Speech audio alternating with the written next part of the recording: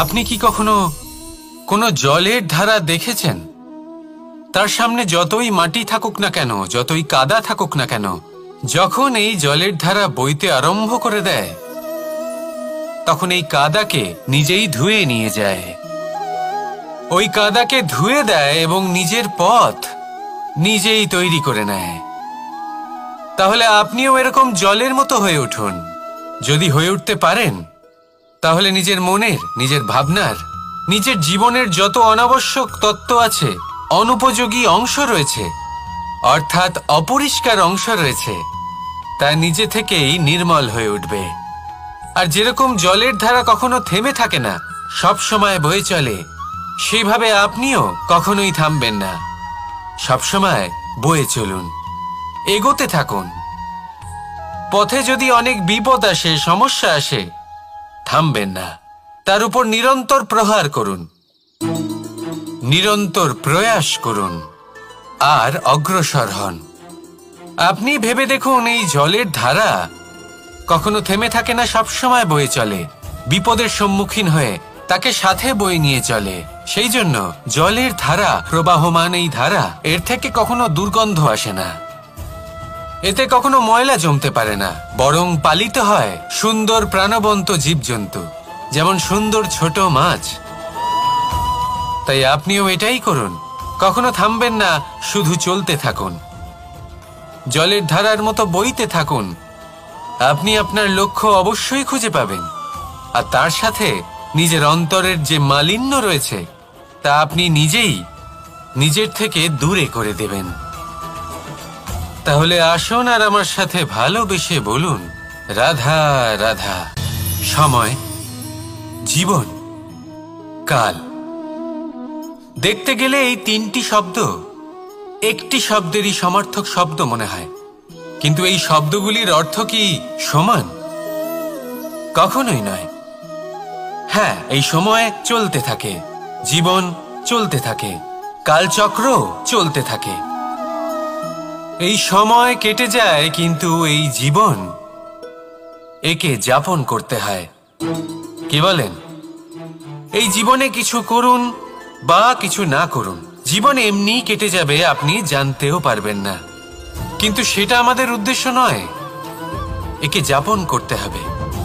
এই জীবনে প্রেরণা পেতে শিখুন, প্রেরণা দিতে শিখুন, আহ্বান গ্রহণ করতে শিখুন, আহ্বান জানাতে শিখুন, মহান কাজ করতে শিখুন, ধন্যাত্মক বোধ জাগিয়ে তুলুন। জীবন অতিবাহিত করার অর্থ কি, তা আপনি শিখে যাবেন। কারণ সময় কেটে যায়, সমস্ত যুগ কেটে যায়, কিন্তু জীবনের রীতি জীবন কাটিয়ে দেওয়া নয়, জীবন যাপন করা। এই জীবন সম্পূর্ণরূপে অনুভব করতে হবে, নতুন পথ বানাতে হবে। এবারে যদি এই জীবন বাঁচার সময় একবার ভেবে দেখুন, যদি মনে প্রেম থাকে, সদ্ভাবনা থাকে, তাহলে কি হবে? এই জীবনকে বাঁচার অনুভূতিটাই অন্যরকম হয়ে যাবে, একটা আনন্দময় অনুভূতি লাভ করবেন। তাহলে এটাই করুন আর আমার সাথে ভালোবেসে বলুন, রাধা রাধা। এবার অনেক সময় মানুষের মনে এরকম প্রশ্ন আসে যে এই সংসারে সবথেকে বড় বিপদ কি? কেউ বলে ধর্ম সংকট, আবার কেউ বলে প্রাণের উপর আসা সংকট। প্রত্যেক মানুষের জীবনে বিভিন্ন সংকট আসে, আর এই সমস্ত সংকট অত্যন্ত বিচিত্র হতে পারে। এই সমস্ত সংসার হলো সংকট দ্বারা পরিপূর্ণ। ঠিক আছে, আপনাকে একটা উদাহরণ দিই। একজন ধনী ব্যক্তি, এবার ওনার জীবনে সংকট কি হতে পারে? সংকট এটাই যে কেউ তার সম্পত্তি চুরি না করে নেয়, আমরা বুঝতে পারছি। এবার একজন চোর, তার জীবনে সংকট কি হতে পারে? যে চুরি করার সময় সে যদি তার একটা কাশি চাপতে না পারে, তাহলে সে ধরা পড়ে যেতে পারে, ঠিক কিনা? আবার অনেক সময় এমনও হয় যে যার জন্য আমি সংকট, সেও আমার কাছে সংকট। যেমন এই পরিস্থিতিতে দেখুন, সংকট হলো সংকট, এ তো জীবনে থাকবে, কিন্তু এর সম্মুখীন কিভাবে হওয়া যায়? খুব সরল। সব এটার ওপর নির্ভর করে, মনের ওপর। এই মনকে নিয়ন্ত্রণ করলে সব ঠিক থাকবে। এবার যদি ধনী ব্যক্তি মনকে নিয়ন্ত্রণ করে ফেলেন, নিজের অর্থের ব্যবহার শুভ কাজের জন্য, সমাজের সেবার জন্য বিকাশ করতে করেন, ওই অর্থকে একত্রিত করে না রাখেন, তাহলে চুরির সমস্যা, এই সংকট সেখানেই কেটে যাবে। এবার যদি কথা বলি সেই চোরের, তাহলে চোর যদি নিজের মনকে সংযত করে নেয়, যদি নিজের কর্মকে নিয়ন্ত্রণ করতে পারে, তাহলে এমন কোনো স্বর নেই, এমন কোনো স্বর নেই যা ওকে ধরা পড়তে বাধ্য করবে। সেই জন্য জীবনে সংকট যতই আসুক, যত বড়ই সংকট আসুক না কেন, কবচ হলো একটাই, আর এই কবচের নাম হলো আত্মনিয়ন্ত্রণ। নিজের মনকে নিয়ন্ত্রণে রাখতে শিখুন। এটা নিজের জীবনে প্রয়োগ করে তো দেখুন। যদি আপনি করতে পারেন, তবে আপনি দেখবেন যে সংকট তো জীবনে আসা যাওয়া করে, কিন্তু সেই সংকটগুলির সম্মুখীন আপনি এইভাবে করতে পারবেন। তাহলে সেটাই করুন, আর আমার সাথে ভালোবেসে বলুন, রাধা রাধা। এই দড়িটা দেখুন, ছোট ছোট রেশম দ্বারা তৈরি, এটা সরু সুতো দ্বারা তৈরি হয়েছে এটা, আর এ অত্যন্ত কোমলও বটে। আর আপনি চাইলে এটা সোজাও করে দিতে পারেন, আর চাইলে এটা বেঁকিয়েও দিতে পারেন, আর যদি চান তাহলে এটা গোল গোল করে বেঁধে কোথাও রেখেও দিতে পারেন। এবার এই কোমল দড়ি যদি কোনো নিষ্ঠুর কঠিন পাথরে বারংবার জড়িয়ে দেওয়া হয়, তাহলেও তাকেও কাটতে পারে, নিজের ছাপ ছেড়ে যেতে পারে, সেটার আকারও বদলে ফেলতে পারে। এবার এর কারণ কি? এর কারণ হলো অভ্যাস আর নিরন্তর প্রচেষ্টা। যদি আপনিও চেষ্টা করেন আর নিরন্তর কর্ম করে যান, তাহলে আপনার প্রারব্ধ পাথরের মতো কঠিনই হোক না কেন, তাতে ভাঙন ধরিয়েও আপনি নিজের লক্ষ্যে অবশ্যই পৌঁছতে পারবেন। একটা গুরুত্বপূর্ণ কথা মনে রাখবেন, সুকর্মের অভ্যাস আর নিরন্তর প্রয়াস, এই হলো সাফল্যের মন্ত্র। তাহলে জীবনে এই মন্ত্র আনুন, আর আমার সাথে ভালোবেসে বলুন, রাধা রাধা। বসন্ত ঋতু, এই সময় মন আনন্দে ভরে থাকে। এমন মনে হয় যেন আমরা আকাশে বিচরণ করতে চলে যাই, কিন্তু সেটা তো সম্ভব নয়। সেই জন্য হয়তো আমরা ঘুড়ি ওড়াই, এই ঘুড়িকে নিজেদের প্রতিরূপ মনে করে। এবার অনেক মানুষ আছেন যারা ঘুড়ি ওড়ান, কিন্তু এই কর্মের সারমর্ম কি সেটা কজন বুঝতে পারেন? আপনি এটা মনে করুন যে আপনি হলেন সেই ঘুড়ি, আর এই সুতো যিনি ধরে রয়েছেন তিনি হলেন পরমাত্মা। আর এই সুতো যেখান থেকে শুরু হয়, সেই লাটাই হলো আমাদের কর্মচক্র। এবার আপনি নিজেই অনুমান করুন যে এই উড়ান কার ওপর নির্ভরশীল? পরমাত্মার ওপর আর আপনার কর্মের ওপর।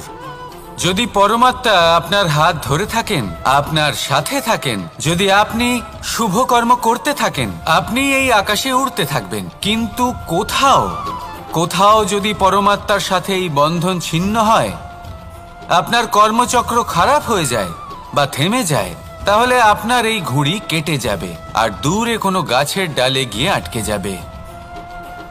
তাই শুধুমাত্র ঘুড়ি ওড়াবেন না, তার থেকে শিখুন, পরমাত্মার সাহচর্যে থাকুন, সবসময় শুভ কর্ম করতে থাকুন, আর সবসময় এই আকাশে উড়তে থাকুন।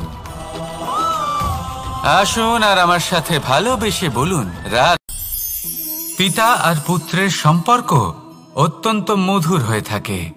পিতা স্বপ্ন দেখেন, তাকে পূর্ণ করার সকল সম্ভাব্য চেষ্টা করেন, কিন্তু তাও অনেক সময় ওনার স্বপ্ন অপূর্ণ থেকে যায়। তখন পিতা ভাবেন যে স্বপ্ন উনি পূর্ণ করতে পারেননি, ওনার সন্তান তা অবশ্যই পূরণ করবে। যে স্থানে উনি কখনো পৌঁছতে পারেননি, সেই স্থানে ওনার পুত্র অবশ্যই পৌঁছবে। পিতা নিজের সন্তানের ভবিষ্যৎ নিয়ে সেই স্বপ্ন দেখেন, আর যখন সেই সন্তান সামনে এগোতে থাকে, তখন তার দুঃখ হয় না, বরং গর্ব হয়। ওনার ভালো লাগে এটা দেখে যে ওনার সন্তান অনেক উন্নতি করছে।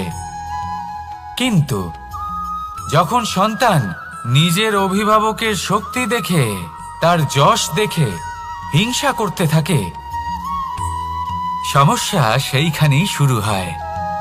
সেই জন্য সকল সন্তানকে এটা মনে রাখতে হবে, দেখুন, পুত্র হবার সুবাদে, এক সন্তান হবার সুবাদে এটা হলো আপনার অধিকার যে আপনি আপনার পিতার থেকে বেশি উন্নতি করবেন। আপনার পিতাও এটাই চান, কিন্তু সুস্থভাবে এটা করুন।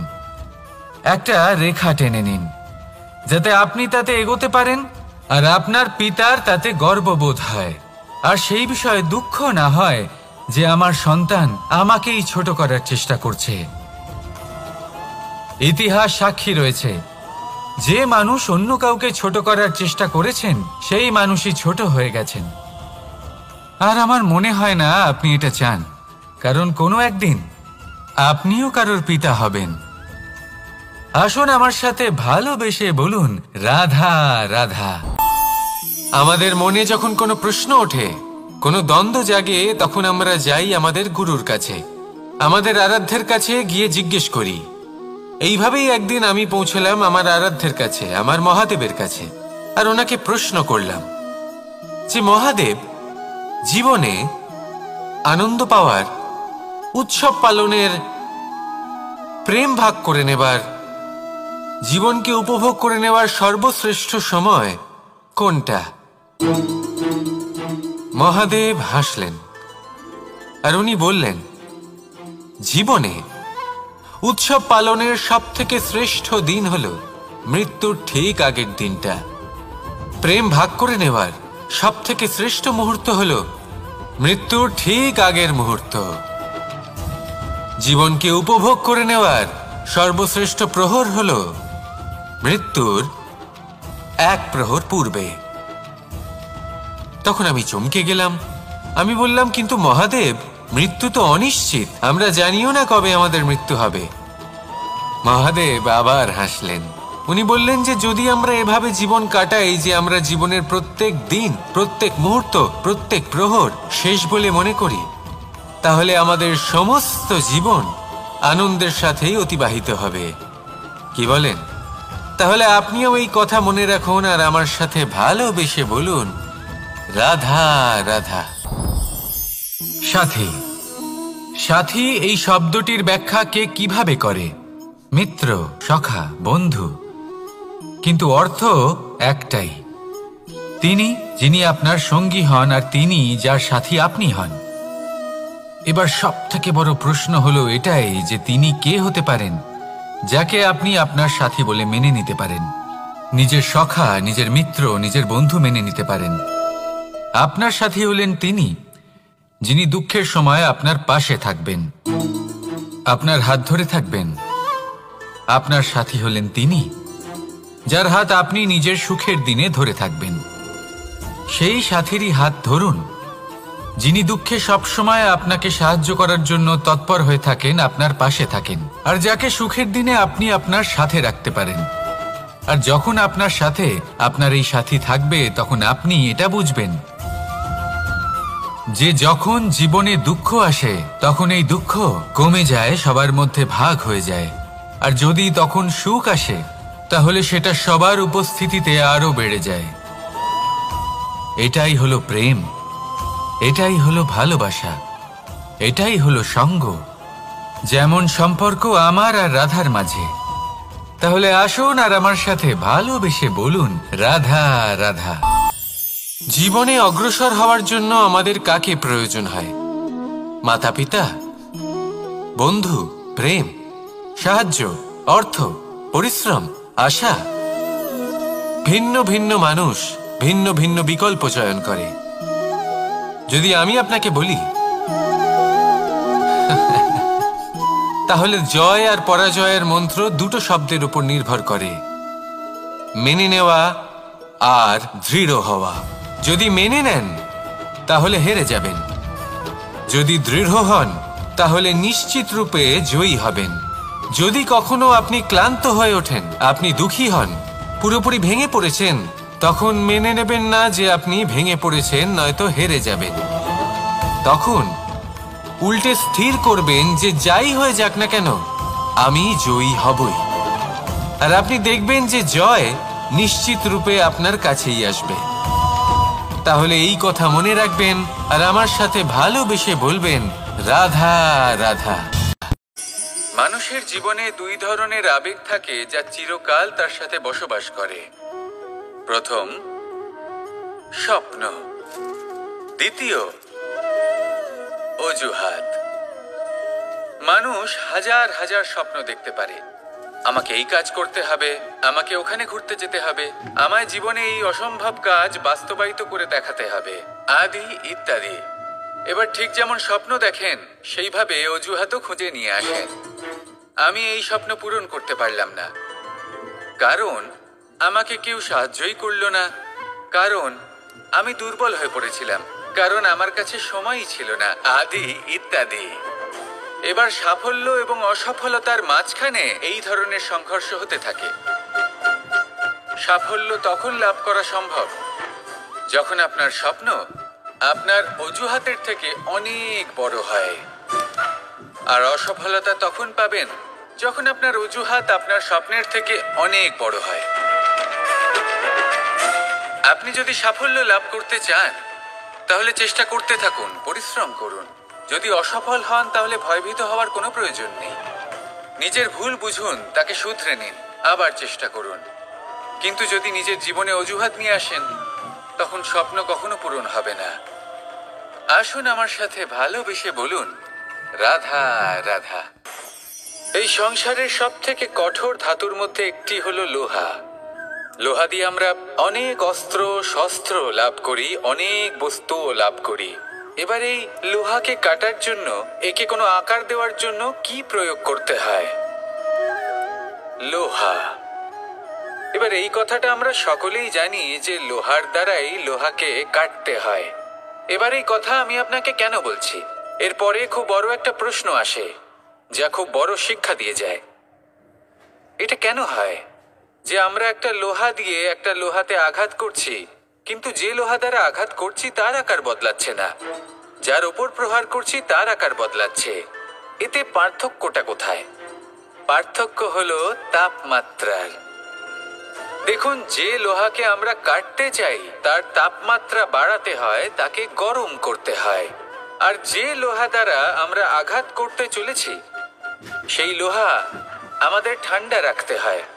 অর্থাৎ ঠান্ডা লোহা গরম লোহাকে কেটে দেয়। এবার এই শিক্ষা কি আমাদের জীবনে যথেষ্ট নয়?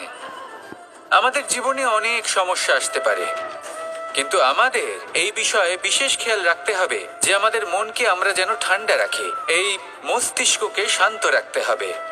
যদি আমরা ক্রোধ বা ঈর্ষার আগুনে জ্বলতে থাকি, বিদ্বেষের আগুনে জ্বলতে থাকি, তাহলে আমরাও সেই লোহার মতোই হয়ে যাব যার তাপমাত্রা অত্যন্ত বেশি। তখন যে কেউ এসে আমাদের বিচ্ছিন্ন করে চলে যাবে। মনে রাখবেন, যিনি যত বেশি স্থির বুদ্ধির অধিকারী, যিনি হলেন সব থেকে বেশি শান্ত, তিনি হলেন সব থেকে বেশি বলশালী। তাহলে শান্ত থাকুন আর আমার সাথে ভালোবেসে বলুন, রাধা রাধা। এই সমগ্র সংসারের সব থেকে গুরুত্বপূর্ণ ব্যক্তি কে? স্বয়ং আপনি। নিজের জন্য তো বটেই, তাই না? কারণ যখন আপনি জন্মগ্রহণ করেন, নিজের চোখ খোলেন, এই সংসারে আসেন, তখনই তো এই সংসারকে আপনি দেখতে পান, অনুভব করতে পারেন। এখানকার আবেগ, এখানকার মানুষজন তখন থেকেই অনুভব করেন। যদি আপনি না থাকেন তাহলে এই সংসারের অস্তিত্ব আপনার কাছে শূন্যের সমান, তাই না? আপনি না থাকলে এই সংসারও আপনার কাছে নেই। এবার সবাই বলবেন যে এ তো সত্যি কথা, সেই অনুযায়ী তো আমার স্বার্থপর হওয়া উচিত, অহংকারী হওয়া উচিত, কারণ আমার কাছে আমিই তো সবকিছু। দৃষ্টিভঙ্গি পাল্টে দেখুন, আপনার কাছে সব থেকে বেশি গুরুত্বপূর্ণ ব্যক্তি কে? আপনি নিজেই। সেই মানুষটি কেমন হওয়া উচিত একটু ভেবে দেখুন। সবসময় সকলকে সাহায্য করুন, একসাথে মিলে পরিশ্রম করুন, সাহায্য করুন অন্যদেরকে। এটা অতি আবশ্যক। এবং তার থেকেও বেশি গুরুত্বপূর্ণ হলো এটাই যে আপনার মনে যেন কখনো এই বিষয়ে ভয় না থাকে যে আমি আমার প্রিয়জনদের, আমার কাছের মানুষগুলিকে হারিয়ে ফেলবো। এই ভয় কখনোই মনের মধ্যে থাকা উচিত নয়।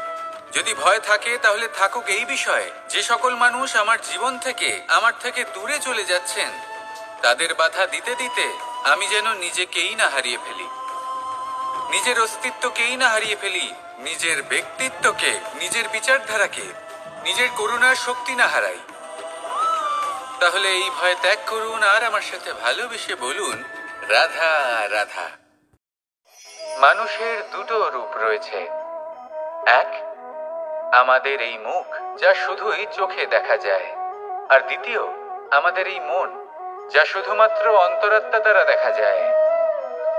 এবার আমাদের এই মুখ তা ঈশ্বর সকলকেই আগে থেকেই প্রদান করেছেন, কিন্তু এই মন কেমন হবে তা আমাদের জীবনের অনুভূতি এবং আমাদের জীবনের লক্ষ্য এগুলি সুনিশ্চিত করে। অর্থাৎ নেত্র দিয়ে দেখা যায় আমাদের এই মুখ, তা শুধুই এই কারণে প্রয়োজন যাতে সংসার আমাদের দেখতে পায়, আমাদের চিনতে পারে। কিন্তু যদি এই সংসারে আপনি প্রকৃত অর্থে মান সম্মান লাভ করতে চান, তাহলে নিজের অন্তরাত্মাকে আপনাকে বিকশিত করতেই হবে। দেখুন, কথায় আছে এই যে অসুর, তা শারীরিকভাবে উপস্থিত নয়, তা মনের মধ্যে থাকে। যদি এই মন থেকে অসুরকে বের করে দেওয়া যায়, তাহলে শরীরে তা উপস্থিত থাকবেই না। তাই মনকে শুদ্ধ করুন আর আমার সাথে ভালোবেসে বলুন, রাধা রাধা। পরিশ্রম, এই শব্দগুলি শুনতে হয়তো ছোট মনে হয়, কিন্তু এর মূল্য অনেকটাই অধিক। এবার প্রয়াসও কিন্তু দুই ধরনের হয়। একটা প্রয়াস তাই যা আমরা নিজের মন থেকে, অন্তর থেকে সমগ্র শক্তি দিয়ে করার চেষ্টা করি। এবারে এই প্রয়াস প্রচেষ্টার নামান্তর। কিছু প্রয়াস এমনও হয় যেমন দ্রুতক্রীড়া খেলা। মানুষ বলেন, আজ একটু প্রয়াস করি, একটু দ্রুতক্রীড়া খেলেই দেখি, যদি বিজয়ী হই তবে ভালো ব্যাপার, যদি না হই তবে আর কখনো খেলবো না।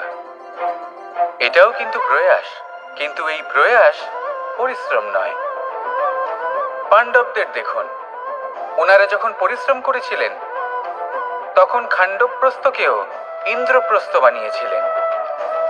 দ্রুতক্রীড়া খেললেন, সেই মুহূর্তেই ইন্দ্রপ্রস্থ হারিয়ে ফেললেন। পরিশ্রম করলেন, সগৌরবে রাজা হলেন।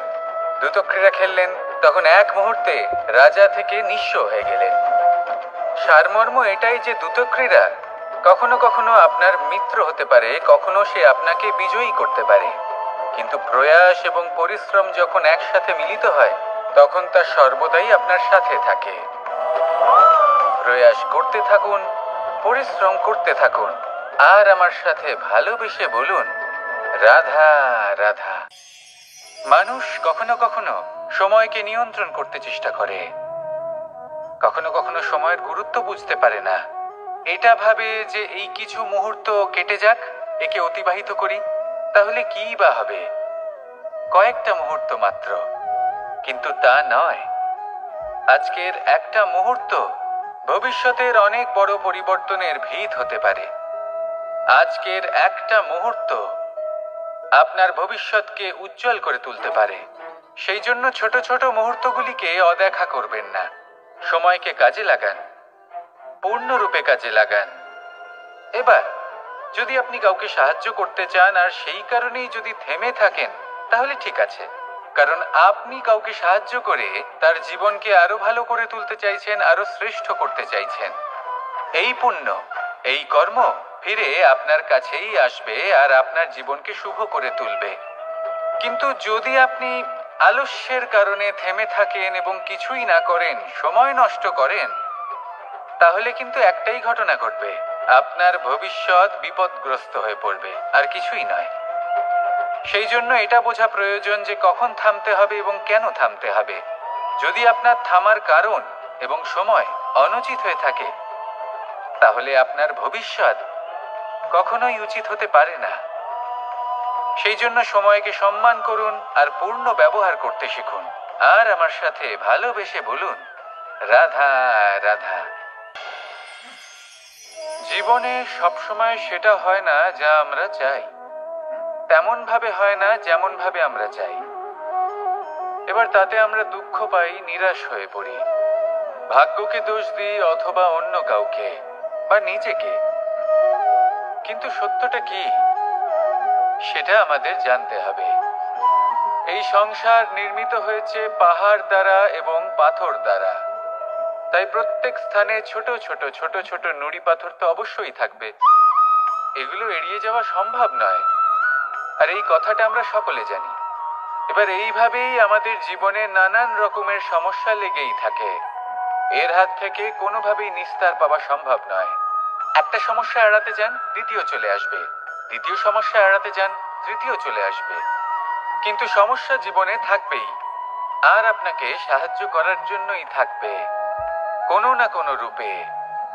আপনার চারপাশে পাথর আছে, এটা আপনার উপর নির্ভরশীল আপনি কি করবেন, কোন পথে অগ্রসর হবেন এবং কিভাবে অগ্রসর হবেন। এবার দেখুন, এটা তো সবসময় সম্ভব নয় যে আপনার পদতলে ফুলের চাদর থাকবে, এটা তো অসম্ভব। সেই জন্য উচিত এটাই হবে যে আপনি পাদুকা পরিধান করে জীবনে অগ্রসর হন। এর সারমর্ম এটাই, যখনই জীবনে সমস্যা আসবে দৃঢ় হয়ে সম্মুখীন হন এবং এটা বোঝার চেষ্টা করুন যে এই সমস্যা জীবনে কেন এলো, কি শিক্ষা দিয়ে গেল। আপনার মধ্যে দোষ অবশ্যই থাকবে, তাকে গুণে পরিবর্তিত করুন। এই জীবন আরো বেশি সহজ সরল হবে এবং প্রসন্ন হয়ে বলবে, রাধা রাধা। অনেক মানুষ আমাকে এসে বলেন যে কানাই, তোমার কথাগুলি তো আর কি বা বলি, তোমার কথা কি থেকে কি করে ফেলতে পারে, অসম্ভবকে সম্ভব করে ফেলতে পারে। এত শক্তি তোমার কথাতেই রয়েছে, তো অন্য কিছু করার কোনো প্রয়োজনই কোথায়? এবার ওনারা এই কথাটা বুঝতে পারেন না যে জ্ঞান শুধুমাত্র শব্দের সমন্বয় মাত্র, কিন্তু এর অর্থ কি সেটা জানার জন্য অনুভব করা প্রয়োজনীয়, সেই পথে চলা প্রয়োজনীয়। এই অভিজ্ঞতাই আপনাকে অর্থ বুঝিয়ে দেবে। ঠিক যেমন তুমি কর্ম করতে থাকো, ফলের চিন্তা করো না, এটা শুধুই শব্দ। এর সারমর্মটা কি, এর অর্থ কি সেটা বোঝার জন্য সেই পথে আপনাকে অগ্রসর হতেই হবে, সেটা যাপন করতে হবে, কর্ম করতে হবে নিরন্তর। এটা ভাবলে হবে না যে আমি কি আমার কর্মের ফল আদৌ পাবো কিনা, তবেই আপনি এই কথার অর্থ বুঝতে পারবেন।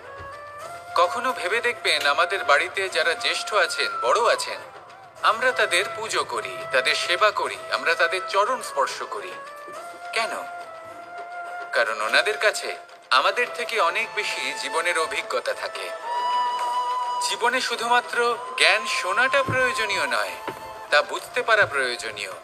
তা যদি যাপন করেন তবেই অভিজ্ঞতা হবে, তবেই প্রকৃত অর্থ বুঝতে পারবেন। তাহলে জ্ঞান শুধু শুনবেন না, বুঝুন, তাকে আচরণে আনুন এবং আমার সাথে ভালোবেসে বলুন, রাধা রাধা। কখনো কোনো বাগানের কোনো বৃক্ষকে দেখেছেন যেখানে সুগন্ধি ফুল থাকে, রসালো ফল থাকে? তখন মন প্রফুল্ল হয়ে ওঠে, মন থেকে সেই বৃক্ষের প্রতি ভালোবাসা জন্মায়। কিন্তু যিনি বাগানের মালিক, শুধুমাত্র তিনিই জানেন যে কিভাবে এই বৃক্ষকে আগলে রাখতে হয়, কিভাবে তার পরিচর্যা করলে এতে সুন্দর সুগন্ধি ফুল হবে, রসালো ফল হবে। কখনো কখনো প্রয়োজনের থেকে বেশি রোদ পেলে এই বৃক্ষগুলি শুকিয়ে যায়, প্রয়োজনের থেকে কম রোদ পেলেও এই বৃক্ষ কিন্তু শুকিয়ে যায়। প্রয়োজনের থেকে কম জল যদি পায়, এই বৃক্ষ শুকিয়ে যেতে পারে। প্রয়োজনের থেকে অতিরিক্ত জল যদি পায়, তখনও এই বৃক্ষের শিকড়গুলি নষ্ট হয়ে যেতে পারে।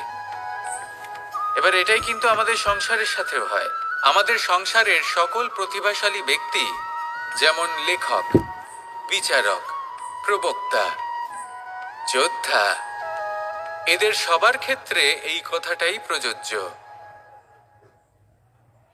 যদি বেশি প্রশংসা করা হয় তাহলেও এরা হারিয়ে যাবেন। প্রয়োজনের থেকে বেশি যদি নিন্দা করা হয়, তখনও তারা নত হয়ে পড়বেন। তাহলে আপনি এদের রক্ষা করুন এবং নিজেদেরও। মনে রাখবেন একটা কথা,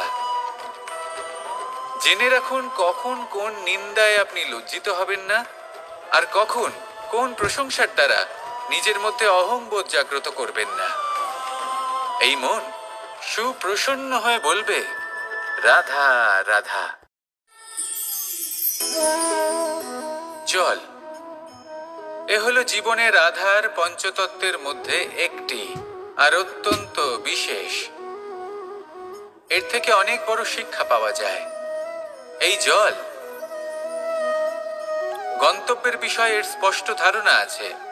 ও জানে ওর লক্ষ্য কি, আর প্রয়াস করে ততদূর সে পৌঁছেও যায়। এটি পর্বত থেকে বয়ে নিচে নেমে আসে, নদীর সাথে সমাহিত হয়ে তার সাথে বয়ে চলে, চিরসবুজ বনানী গড়ে তোলে, প্রাণীদের তৃষ্ণা নিবারণ করে, সামনে এগিয়ে চলে, মানুষের সাথে মিলিত হয়। যারা একে বাঁধের মধ্যে বেঁধে রাখতে চেষ্টা করে, সে বন্দি দশাতেও থেকে যায়, মানুষের কল্যাণ করে। তারপর বাঁধ থেকে মুক্তি পেয়ে এগিয়ে চলে, কোথাও ধাক্কা খায়, কোথাও বাধা পড়ে, কোথাও যদি পথ খুঁজে না পায় তাহলে পথ খুঁজেই নেয়, আর যেখানে পথ থাকে না সেখানে পথ বানিয়ে নেয়, আর শেষ পর্যন্ত নিজের লক্ষ্যে পৌঁছেই যায়, অর্থাৎ সমুদ্রে গিয়ে সমাহিত হয়ে যায়। আমাদেরও কিছুটা এরকমই হয়ে উঠতে হবে। যেখানেই যাবেন সকলের কল্যাণ করুন, সামনে এগোন। আপনি কোথাও পড়ে গেলে, ধাক্কা খেলে আঘাত লাগবেই, উত্থান পতন লেগেই থাকে। সামনে এগোতে থাকুন। কোথাও পথ না পেলে তা খুঁজে নিন, কোথাও পথ না থাকলে তা বানিয়ে নিন। নিজের গন্তব্যের কথা সব সময় মনে রাখুন। শেষ পর্যন্ত নিজের মোক্ষ লাভ আপনি অবশ্যই করবেন।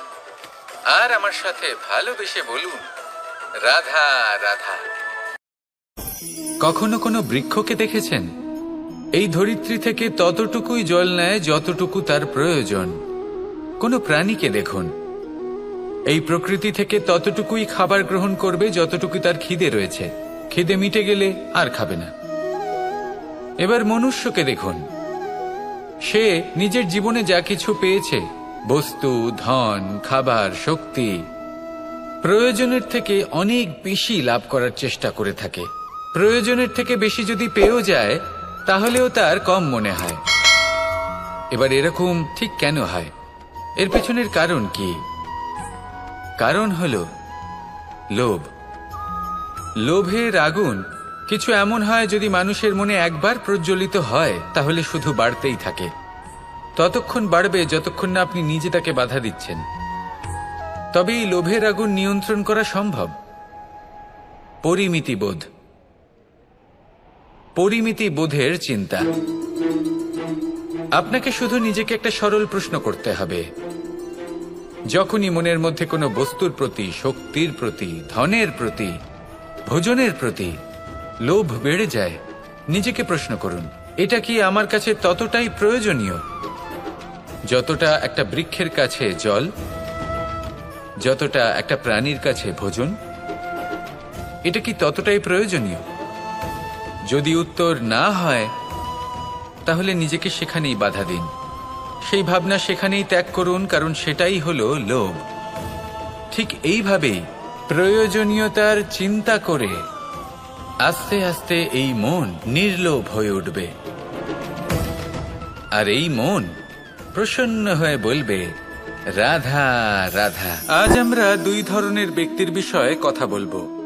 প্রথম জন হলেন যে প্রয়োজনের থেকে অনেক বেশি পরিমাণ ধন উপার্জন করে থাকেন।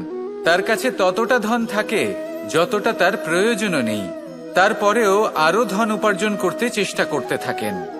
সকল সম্ভব চেষ্টা করেন, সকল সম্ভব কর্ম করেন, তা সে উচিত কর্ম হোক বা অনুচিত, তাতে তাদের কিছুই যায় আসে না। তারা শুধুই এই সংসারের সকল সুখ ভোগ করতে চান, সকল স্বাচ্ছন্দ্য লাভ করতে চান।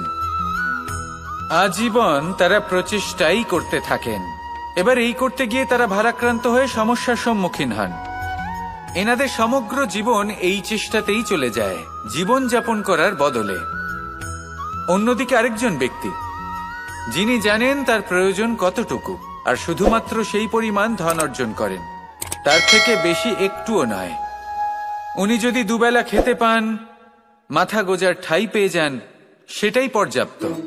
তাতেই তিনি আনন্দে জীবন যাপন করেন, না কোনো বৃথা চিন্তা করেন, না কোনো বৃথা কষ্ট করেন। এবার আমি আপনাদের জিজ্ঞেস করব, এই দুই ব্যক্তির মধ্যে আপনি কোন ব্যক্তি হতে চাইবেন? বেশিরভাগ মানুষ এটাই বলবেন যে আমরা সেই দ্বিতীয় মানুষ হতে চাই যারা সন্তুষ্ট। কিন্তু যদি মন দিয়ে দেখেন, আপনিও সেই কর্মই করছেন যা প্রথম ব্যক্তি করেন। আপনারা সবসময় চেষ্টা করে চলেছেন, এটাও লাভ করতে হবে, ওটাও লাভ করতে হবে, আমার এটারও প্রয়োজন, ওটারও প্রয়োজন। আপনি অনেক কিছু লাভ করেছেন, কিন্তু প্রশ্ন এটাই যে আপনার কি সেই সবকিছুর প্রয়োজন রয়েছে? এর উত্তর আপনার অন্তর্মনে রয়েছে। আপনার মন জানে যে আপনার প্রয়োজন কতটুকু। সেখানে গিয়ে দেখুন। সন্তুষ্টি মানুষকে আনন্দ দেয়। মানুষ যতটা সন্তুষ্ট হবে, ততটাই সে আনন্দ লাভ করবে। এবার আপনাকে এই সিদ্ধান্ত নিতে হবে যে আপনি কখন আর কোথায় সন্তুষ্টি লাভ করবেন, কত কিছু লাভ করার পরে সন্তুষ্ট হবেন। এই উত্তর আপনি মন থেকে পাবেন। এই সমাজের চাহিদায় জড়িয়ে নিজেকে বিভ্রান্ত করবেন না। নিজের অন্তরের এই মিথ্যে অহংবোধকে প্রশ্রয় দিতে গিয়ে যদি আপনি এরকম প্রয়াস করতে থাকেন, তাহলে জীবনযাপন কখন করবেন? থেমে যান, শান্ত হয়ে যান, নিজের অন্তর্মনে নিমজ্জিত হয়ে দেখুন যে সন্তুষ্টি কোথায়। এই সন্তুষ্টি লাভ করুন। এই মন প্রসন্ন হয়ে বলবে, রাধা রাধা। আমাদের গৃহে অনেক কক্ষ রয়েছে, কিন্তু এমন কি আছে যে একটাই থাকে? আমাদের গৃহের দ্বার। এমন কেন হয়? অনেক দ্বার তো থাকতেই পারে। ভেবে দেখুন, একটা বিশাল ভবন রয়েছে, তার চতুর্দিকে অনেক দ্বার আছে। ভালোই হবে, যাতায়াত করতে সুবিধা হবে, কিন্তু এমন আমরা কেন করি না? এবার আপনি বলবেন যে এটার উত্তর তো সহজ। যতগুলো দ্বার থাকবে, ততজন দ্বারপালও থাকবে। কে কখন কোথা থেকে আসবে, কোথায় চলে যাবে, সেদিকে খেয়াল থাকবে না। চুরির সম্ভাবনাও বেড়ে যাবে। যাক, এই বিষয় অন্তত আপনি বোঝেন। সেই জন্য আপনার গৃহে একটাই দ্বার রয়েছে। কিন্তু আপনার মনের বিষয় কি জানেন? আপনার মনেও কি কোনো দ্বার আছে? নেই। তার মানে যে কোনো ব্যক্তি যেখান থেকে খুশি আসতে পারে, আর আপনার মনে যা খুশি প্রবেশ করিয়ে চলে যেতে পারে। কোনো বাধার সম্মুখীন না হয়ে কোনো ব্যক্তি আপনার মনে যা কিছু প্রবেশ করিয়ে চলে যাবে, তা সে আমাদের পক্ষে শুভ হোক, অশুভ হোক, বা যতই ঘাতক হোক না কেন। সেই ভাবনা হতে পারে বাসনাময়, ক্রোধে পরিপূর্ণ, মতভেদে পরিপূর্ণ, বিদ্বেষ বা অহংকারে পরিপূর্ণ, বা কোনো ব্যর্থ ভাবনা হতে পারে। বিশ্বের যে কোনো ভাবনা মনে এসে বসবাস করতে পারে। এবার মনে যা ভাবনা থাকবে, মন সেটাই অনুভব করবে। নেতিবাচক ভাবনা যদি মনে ঘর করে, মন সুখ অনুভব কি করে করবে? সেই জন্য আবশ্যক হলো মনের মাঝে ইতিবাচক সত্তার দ্বার গড়ে তোলা। অর্থাৎ কোনো ভাবনা যদি আসে এবং ইতিবাচক হয়, তাহলে তাকে মনে প্রবেশ করতে দিন। যদি তা আপনাকে আর্থিক, সামাজিক, পারিবারিক, আধ্যাত্মিক লাভ দেয়, তাহলে তাকে প্রবেশ করতে দিন। যদি না দেয়, যদি তা নেতিবাচক ভাবনা হয়, তাকে দ্বার থেকেই আবার ফিরিয়ে দিন। যত শুভ চিন্তায় থাকবে এই মন, ততই শুভ হবে আপনার জীবন। আর এই মন সুপ্রসন্ন হয়ে বলবে, রাধা রাধা। অহংকার এ হলো ছোট একটা শব্দ, কিন্তু এর প্রভাব অত্যন্ত বৃহৎ হয়ে থাকে। আর সব থেকে বড় সমস্যা হলো, মানুষ আজ অবধি বুঝতেই পারেনি যে এই অহংকারের বাস্তব রূপ কিরকম। কেউ একে গর্বের নাম দেন, কেউ একে আত্মসম্মানের নাম দিয়ে থাকেন। এবং কোথাও একটা এমন সময় চলে আসে যখন সময় এই অহংকারকে ভেঙে খান খান করে দেয়। আর তখন না গর্ব আপনাকে বাঁচাতে পারে, না আপনার আত্মসম্মান। এখন যদি আপনাকে উদাহরণ দিই, তাহলে যেখানে আপনি বসে আছেন সেই ঘরেই ওপরে তাকান, সেই ছাদের দিকে। যদি এই ছাদ অহংকার করতে থাকে যে দেখো আমি তো সব থেকে উঁচু জায়গায় আছি, আমার চেয়ে ওপরে আর কেউ নেই, আমি এই ঘরে থাকা সমস্ত ব্যক্তিকে ছায়া প্রদান করি, যদি এই অহংকার এসে যায় তাহলে কি? একবার ভেবে দেখুন, যদি পরের দিন তার উপর আরো একটা তলা বানিয়ে দেওয়া হয় তাহলে কি? এই ছাদ যার নিজের উঁচু হবার অহংকার ছিল, যে সব থেকে ওপরে ছিল, সে এবার পায়ের তলায় চলে এসছে। এটাই হয়ে থাকে। মনে কখনোই অহংকার পোষণ করবেন না। যদি মনের মধ্যে কিছু রাখতে চান তাহলে প্রেমের ভাব রাখুন, স্নেহ রাখুন। এই অহংকারকে আপনি যা ইচ্ছে নাম দিন, গর্ব হোক, আত্মসম্মান হোক, এর দ্বারা আপনার কোনোভাবেই কোনো লাভ হবে না। তাহলে এই অহংকারকে ত্যাগ করুন আর আমার সাথে ভালোবেসে বলুন, রাধা রাধা।